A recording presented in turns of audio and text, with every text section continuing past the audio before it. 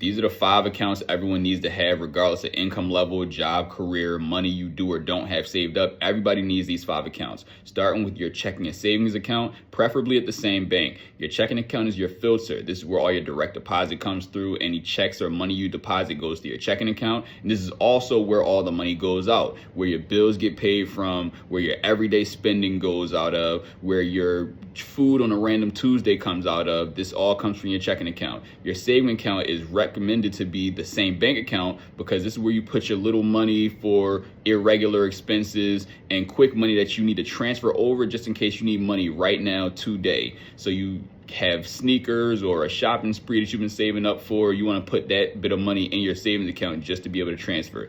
Third is your high yield savings account. This is where you put your stack up money. This is where you put your emergency fund. You want to ideally start off with 3 to 6 months of all your expenses monthly and put that into an account. It's called a high yield savings account because it yields interest just for having the money sit inside that bank account. So if you have 10,000 sitting in a high yield, if you have a good interest rate, you can expect 40 to 50 or even $60 a month just by having the money sit inside the bank account.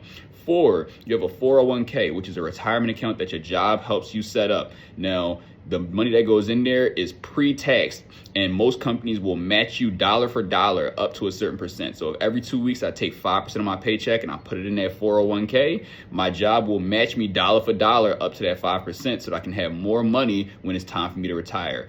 5 is a Roth IRA. This is an individual retirement account that you set up yourself and you use take-home money, so after-tax dollars. And when you put it into a Roth IRA and you invest in stuff and it grows over time, you can pull the money from those investments without having to pay taxes on it. Regular investment accounts, if you make money on investments, you got to pay taxes on those. But a Roth IRA, you don't have to pay taxes on the gains. Now, this is great, and the government limits how much money you can put in a Roth IRA every year. So if they're putting limits on stuff because it has tax benefits, I suggest that you open an account and put as much money in there as possible. These are the 5 accounts everybody needs to have, regardless of how much money you do or do not have. The Peace, Love, and Positivity way.